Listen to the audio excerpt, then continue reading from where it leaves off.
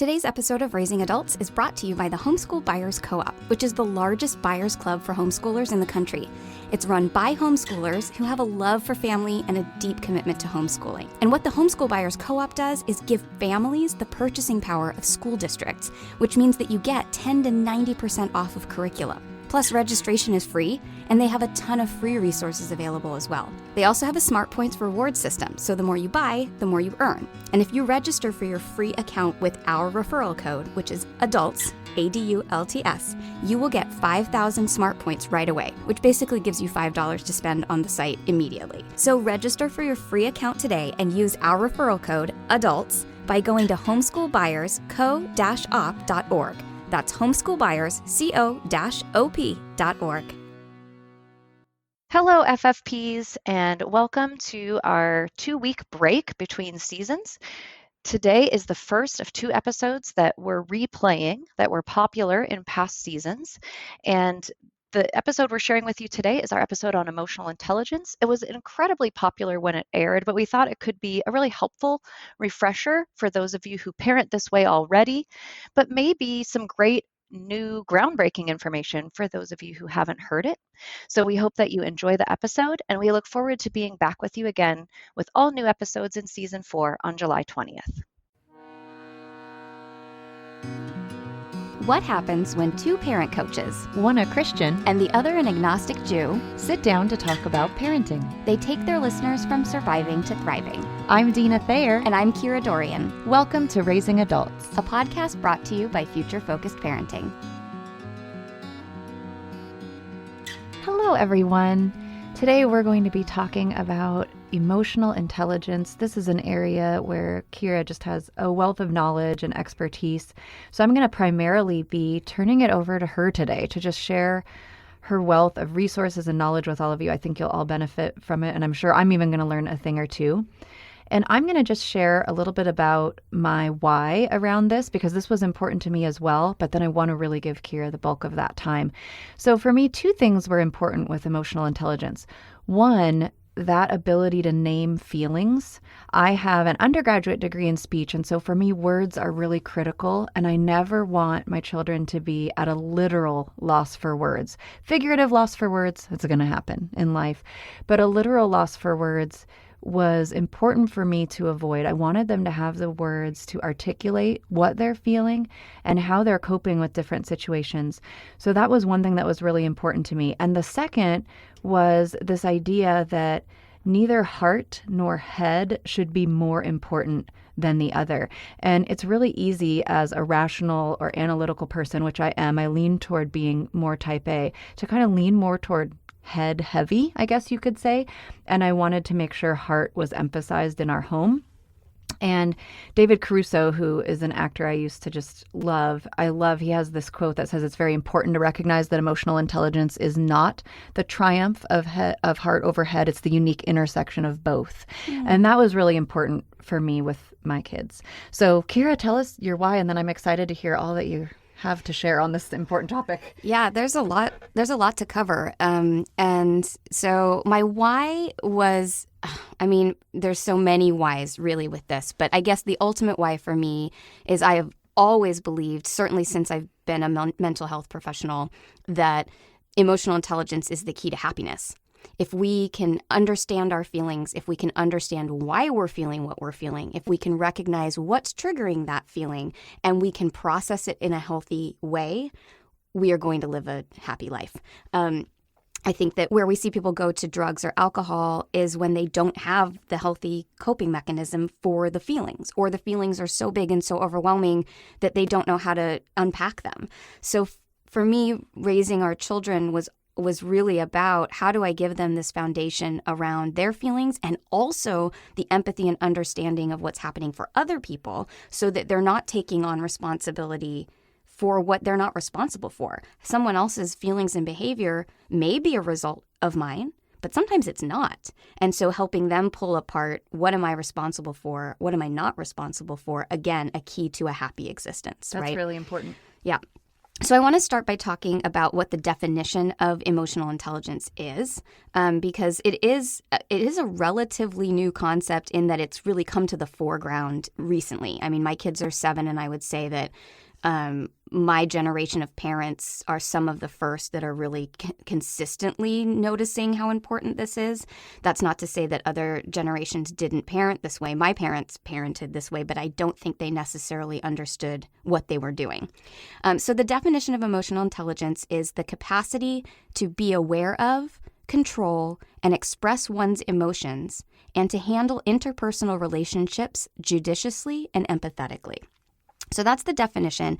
So there's a couple different parts to this. And the first one for me is, how do we teach our kids to notice and name and process their own feelings, which is what you were talking about.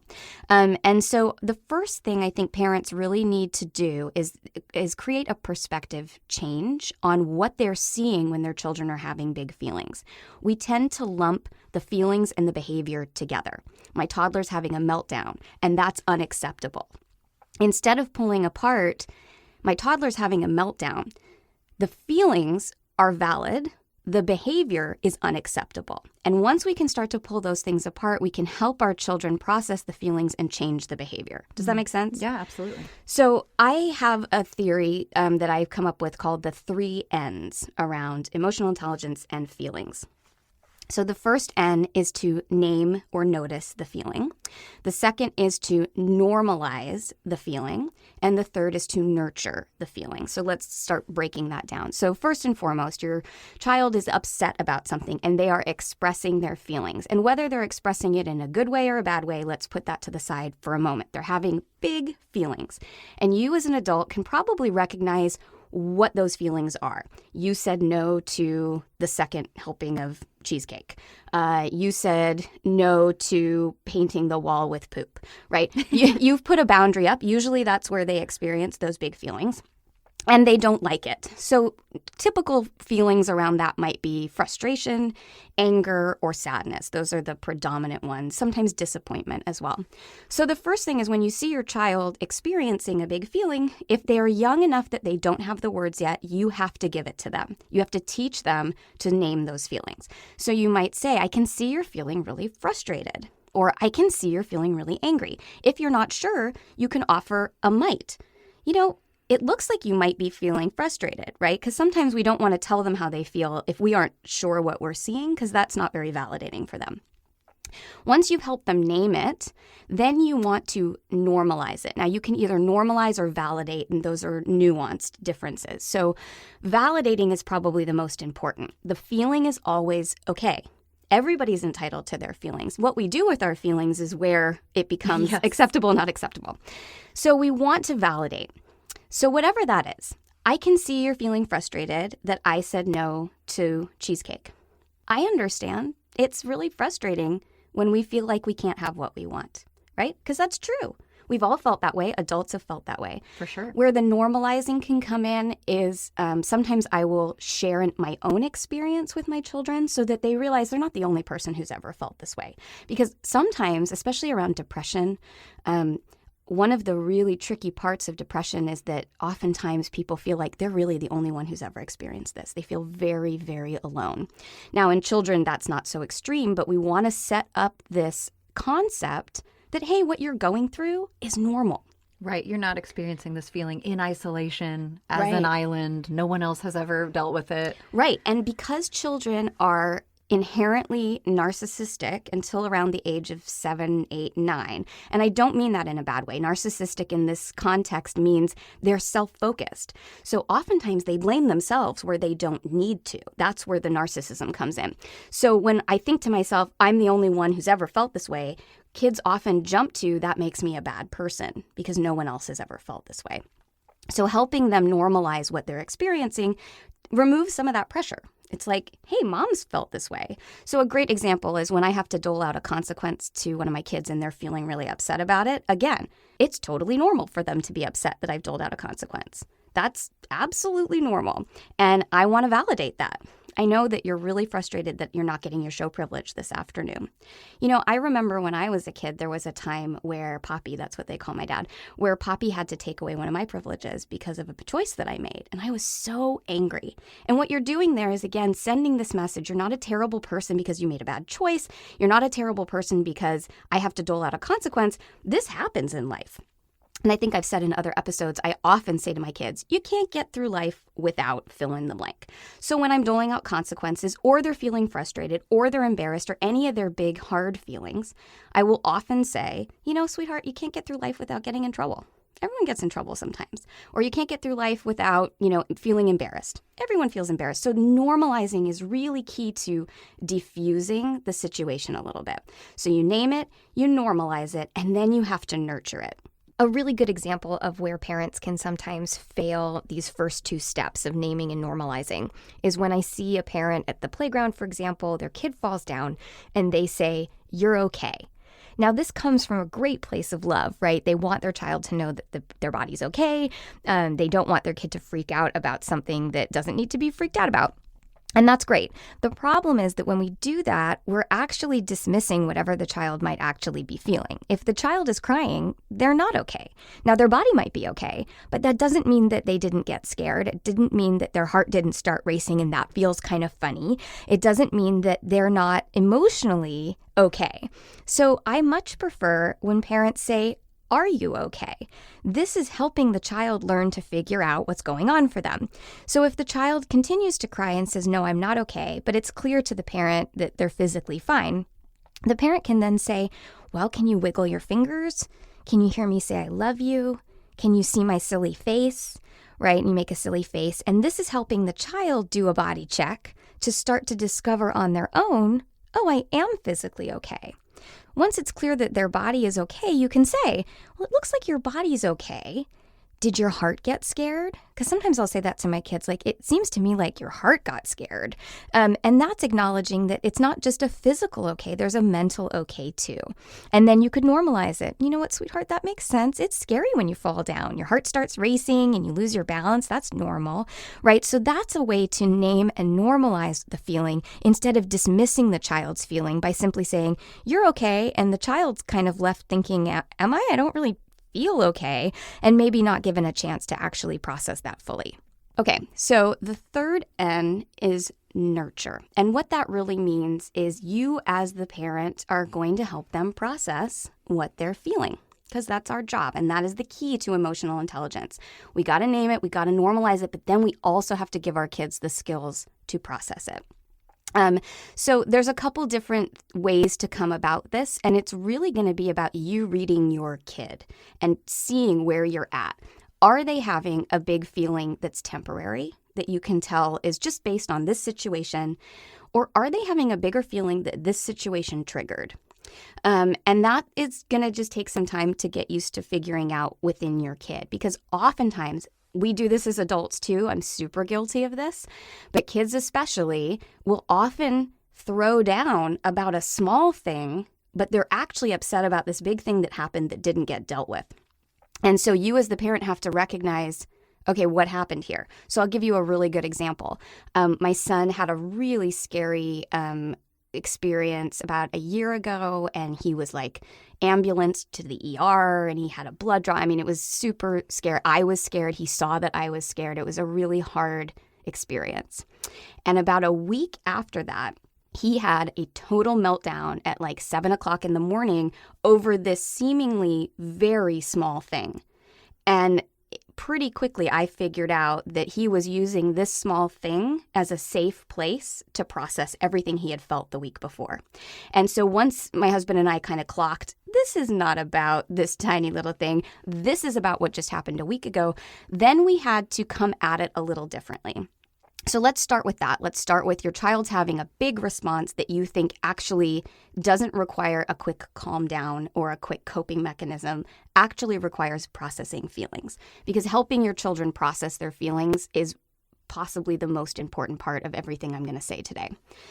So once you realize that that's happening, unfortunately, that becomes your priority. Everything else goes out the window, and you have to stop and you have to be with their feelings. So we talk a lot in our family about feeling our feelings. So sometimes my kids, if I miss it, if I think that it's a small thing that I can just quickly help them cope with, and it's not, they will sometimes say back to me, Mommy, I just need to feel my feelings right now. And that's a cue to me that I just got to like sit there and let them do that. So feeling feelings can look like crying. It can look like screaming. It can look like stomping feet. It can look like all those things. And sometimes as parents, being present for that is how you send the message to your children that those feelings are acceptable. And so where you want to set boundaries are around what is not acceptable. So when a child is feeling their feelings, it is not acceptable for them to hurt you. It's not acceptable for them to hurt themselves, and it's not acceptable for them to break anything. Those are the three main rules. So they may cry, especially crying, laughing, shaking. There's some really interesting research around the various ways that we release feelings. And there's a great website called handinhandparenting.com that talk a lot about once a child fully processes feelings, the trauma's over and they actually move forward without any residual trauma. But if we cut it off too soon, it can linger and show up in other ways.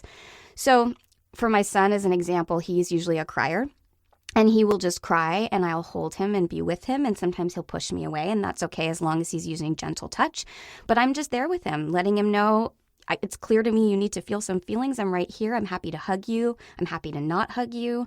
And just letting him get it out of his body, right? Until he gets to a point where I can then help him start to calm down. But if you try and calm it down a child too quickly, you're not giving them the room to feel those feelings.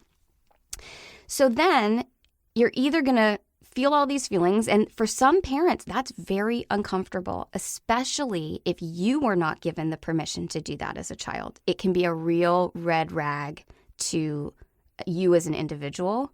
And it's really interesting how our brains work. A lot of times people who feel like I didn't get to do that, it's very hard for them to let their children do it because it makes them remember what they didn't get.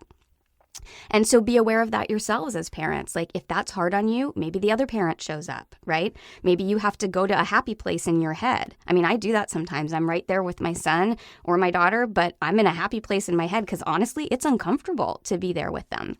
But what's amazing is when they come through that to the other side and they're ready for calm down activities and coping mechanisms, which I'm going to get to in a second, they really move forward. They have processed whatever was going on for them, and they have learned my feelings are valid and mommy's willing to be with me even when my feelings are big and hard. Now, let's talk about healthy calming and coping mechanisms, because sometimes the behavior is not going to be okay. And that's really important. Is it okay for my son to have a meltdown in his bedroom privately where he's not hurting me, himself, or breaking anything? Yes. Is it acceptable for him to have a meltdown in the grocery store where he's throwing things? No, absolutely not. And I think where people get confused around emotional intelligence is thinking they have to allow that in order for the kid to feel their feelings. And that is absolutely not the case, right? We do not want a whole bunch of children that are raised to just feel feelings anytime they want, everywhere they go. Can manifest, however, with behavior that might be really not fine. Exactly. And that comes back to the boundaries that we talk about. Setting a boundary, and then within that boundary, the feelings are really okay.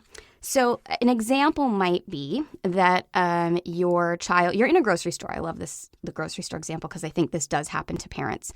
And the child starts to melt down because you won't get them the Cocoa Puffs. And again, it's okay to acknowledge, I can see you're super frustrated that I won't get you the Cocoa Puffs. I get it. I understand. I remember feeling that way as a kid too. But your behavior right now is not acceptable. So we need to find another way for you to express that feeling to me. And then you want to give options. You may tell me that you're frustrated in a frustrated voice, right? Allowing them to release that tension. You may take some deep breaths to start to calm down. Or you may squeeze your fist very, very, very tight and then release them. And that can be a really good releasing exercise as well. So give them some choices. Here are some acceptable ways to express your feelings. If you have a very small child or even an older child and they can't do that, then you want to set up this expectation that if you can't cope with your feelings in an acceptable way right now, we are going to have to leave. And then you have to be willing to abandon the cart of groceries, which is really hard. Yes. But future focused. Yeah. You have to be willing to do that sometimes. Then you can get to the car where maybe now we're in a safe space for them to really melt down and feel their feelings. Does that make sense? Oh, absolutely. I've left a couple carts of groceries in my time. It's not fun, but it sometimes needs to be done. Now let's talk really quickly about some calm down activities, calm down things that a parent can help their child do once they've felt their feeling to begin to relax their body, relax their mind, and release that feeling, right? So we've let them say, I'm frustrated in their frustrated voice, but now we have to help them calm down. One of my favorite calm down things is singing, especially for younger kids. Singing is so effective for a couple different reasons. The first one is that when we sing, it forces us to breathe. We have to take breaths in between each line. And so it allows our brain to get oxygenated and our heart rate to start to slow down and we start to feel better. The other thing that happens when we sing is we have to think about what the words are, which means that our brain is going to be focused on that instead of focused on the initial thing that we were experiencing. Now, that's a distraction, and we don't want that to be for forever, but sometimes just that gentle perspective shift can help us start to physically calm down. The other great thing about singing is it releases endorphins, and those make us feel good. So singing's awesome. Also really good for kids who are having panic attacks, again, for all those same reasons, but especially because it helps them breathe. And then if singing doesn't feel good or the kid doesn't want to sing, another option for calming down is to notice things around them. So what can you see? Tell me 5 things you can see. Tell me 3 things you can hear. Tell me 4 things you can smell. And what this does is bring the child back into their body. Oftentimes when kids are really spiraling, they're so out of themselves that's partly what's going on, is that it's a scary feeling to be kind of out of body. So doing this helps trigger all their senses, brings them right back into their body. So that's a good calm down activity. Some kids also have a calm drawer. We definitely have them in our house, where if you feel like they just need to go off into their room and handle this themselves, which I will say some kids really do. We actually have one kid, my son really needs presence, and my daughter actually does a lot better when she calms herself down. So she has a calm down drawer in her room, and it just has different activities like sticker books and coloring and silly putty for her to kind of fiddle with her hands to release tension. Just different things in that drawer that she picked out that help her to calm down. So having a calm down drawer is a really good option as well. So those are just 3 examples of things that you can give your kids to begin to release the feelings that they have expressed to you. And so again, you can't necessarily do any of those in the grocery store, but you can allow them to express their feelings in the grocery store. And then when you get out to the car, you can begin to help them to calm down. And then the other piece of this is, unfortunately, and this is harder with younger kids, but as your kids get older, like mine are almost 7, you're going to reach a point where they want to feel their feelings, especially if you have raised them to feel their feelings, where they're going to want to feel their feelings. And actually, you don't have time for them to do that right now. I was actually going to ask about that because you said that's when everything else has to stop. It's time to just engage with that and be present with them. And I wanted to ask, there may actually come a time when, for whatever reason, it can't happen right then. So what do you do? Right. So we've had that where like a dinner guest was coming and one of our kids just fell to pieces over something. And again, you have to look at the situation. So if that had happened with my son and his ambulance thing, and it had been clear to me this is a big meltdown about something big, I probably wouldn't have shut it down. I probably would have said to my husband, we need to go deal with this. This is actually more important than our dinner guest. But that's pretty rare. It's pretty rare that it's going to be something that big. So what we do is we say, your feelings are totally valid. I really want to discuss them with you and I want to hear what's going on, but right now is not the appropriate time. So we need to tuck those feelings away and we can pull them out at bedtime. And I always give them the time that we're going to pull it out. And so we do a little exercise called the feelings box, where, I do hypnotherapy. So I have them close their eyes and picture a box. And I say, what color is the box? What's on the box? Okay, great. And I have them kind of imagine it. I say, can you open the box? And I want you to just put in that box all those big feelings you're feeling right now. And just imagine putting them in there and tucking them in safely. And I want you to let all those feelings know that we really want to hear about them and that they're super important to us, but we just can't look at them right now. So let them know that at bedtime, we're going to open this box and we're going to pull out all those feelings and engage with them and make sure that we get a chance to process them. And then I'll usually have them close the box, but not completely. So it's just open a little bit and tuck it away. And usually that exercise is enough to calm them down. It sends the message that there are boundaries around when we can fully express ourselves, but it also sends the message that I still want you to fully express yourself. This just isn't the time or the place. I love that. That's really great. Now, what do you think? I know you're not there yet experientially, but just in your knowledge around it as a mental health professional and those kinds of things, how do you take something like this and translate it to an older child who isn't going to maybe sit in your lap and cry or doesn't want to imagine a box and put their feelings in it? What kind of things would you maybe do with older ones? Well, I think that part of it is implementing it young, because as they develop those skills, then they're not going to want the feelings box. A 16-year-old, you're not going to be like, okay, picture your feelings box. But when you say, hey, this is not an appropriate time for us to engage with this, but I really want to talk about it at bedtime, they're going to have the cognitive ability and the sense memory in their body of what it feels like to tuck it away and pull it out later. And I will also say that a lot of the time, if it's not a big, big, big thing, when they really are just melting down about this small thing, at bedtime, I'll say, let's open up the box. And oftentimes my kids will say, I think I'm okay. And they actually don't need to process it. They just needed to know that they could. So it kind of depends. And it is rather nuanced. And what about families who maybe didn't start this young and are coming at this and hearing this and going, this is such a great idea. I feel really behind the 8 ball here. What could I do? Are there a couple things I could implement now that would still be at least helpful? Yeah, I think the key is to validate, to switch the way that you communicate about feelings. A lot of parents say things like, don't be scared. There's nothing to be scared of. Okay, except I'm feeling scared. So just honoring it. Yeah, I can tell you're feeling really scared. And let me show you why it's not scary or why it's safe. You know what I mean? But when we dismiss children's feelings, no matter what age they are, they don't like it. And especially teenagers, I would imagine. So validating. Yep, it is super frustrating that I will not let you take the car. That stinks. I totally understand. I remember feeling that way when I was 16 and my dad wouldn't let me take the car. I was so mad. But now I'm the grown-up and I'm like, oh, well, that's what I need to do. Right. So just really like normalizing that for them, that what they're feeling is okay. And then the more that you create space for, tell me about it. I'd like to hear more about that. I would think that the more they're going to open up, because the more they see that I can express feelings and it's safe for me to do so. The key is not to shut it down. I think a lot of parents try and shut it down because it's uncomfortable. It's very uncomfortable to watch your child have big feelings. So not to shut it down and to give space no matter what the age is. So that could be a really big switch. The next part of this that I want to talk about, because I've talked now a lot about how to teach children about their own feelings and emotions. The second part of emotional intelligence is understanding the way other people are behaving and having empathy and compassion for them. So the first step is empathy, true empathy, understanding that we're all human, we all fuck up, we all make mistakes, and we're all trying to work on something. So in our home, we do a lot of looking at whatever they bring home, like so-and-so was really mean at school today.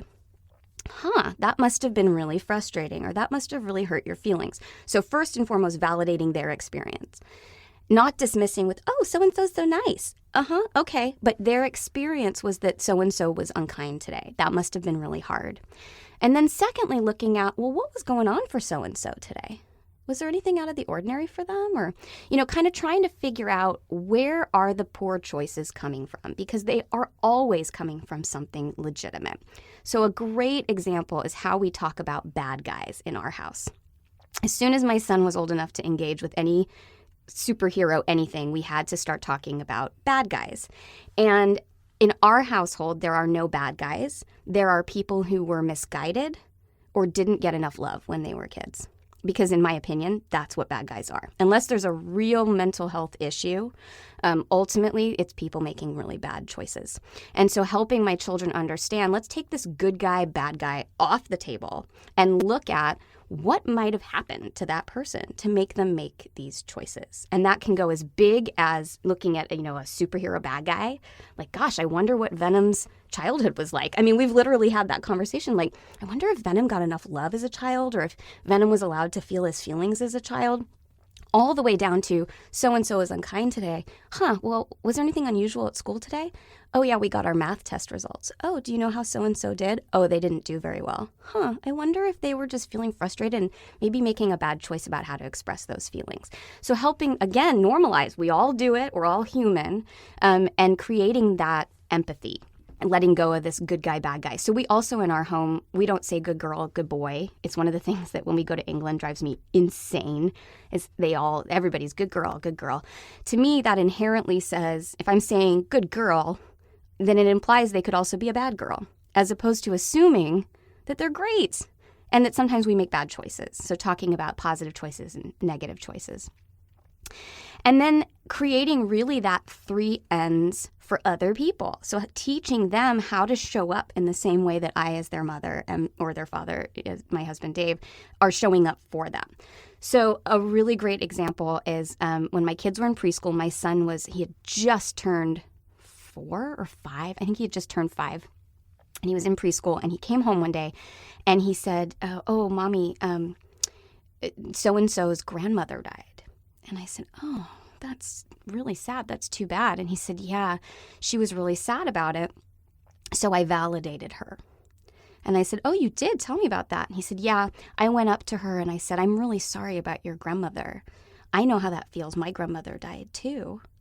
And then I asked her if there were any stories that she wanted to share about her grandmother with me, because I was happy to listen. And then I gave her a hug. And he was 5. That's really beautiful. It's amazing, right? But that's really encouraging them to use the 3 N's, because that's what he did. The first thing he did was acknowledge that her grandmother died and that must have been really hard. And then he normalized it by sharing his own experience. And then he nurtured her by saying, are there any stories you want to share, right, to help her process her feelings? And then he gave her a hug. So if children are getting this modeled for them and then encouraged to use those same skills for other people, they develop really good, healthy interpersonal relationships. And when I look back on that, I think, like, this little girl, in whatever way, got something that day that she needed from a 5-year-old, right, which is amazing. So she may never remember the incident. She may never remember him, but she'll probably always carry somewhere that experience. So, I mean, that is really the mini version. Truncated yeah, version. I mean, there's but so where much. Can people go if they want to learn more? Besides, I mean, we have essentially half an hour together, and it's just a little nugget or kind of this 10,000-foot view. But yeah, I mean, first of all, I think we will cover this again in season 2. Sure. There's so much on it. But my favorite book and really just researcher on this is John Gottman, who's actually local here to Seattle. He is so cool. I just love him. And he has a wonderful book called Raising an Emotionally Intelligent Child. Now, what I will say about this book is that he gives examples that sometimes don't actually happen. What happens to you is going to look a little different. And it's really learning a whole new language of how you communicate with your kids. So just have grace with yourself, be patient. You're not going to learn this language overnight. But he really dives into the benefits of emotional intelligence and how to foster it in your kids. And it's certainly what I based a lot of my initial parenting on was that book.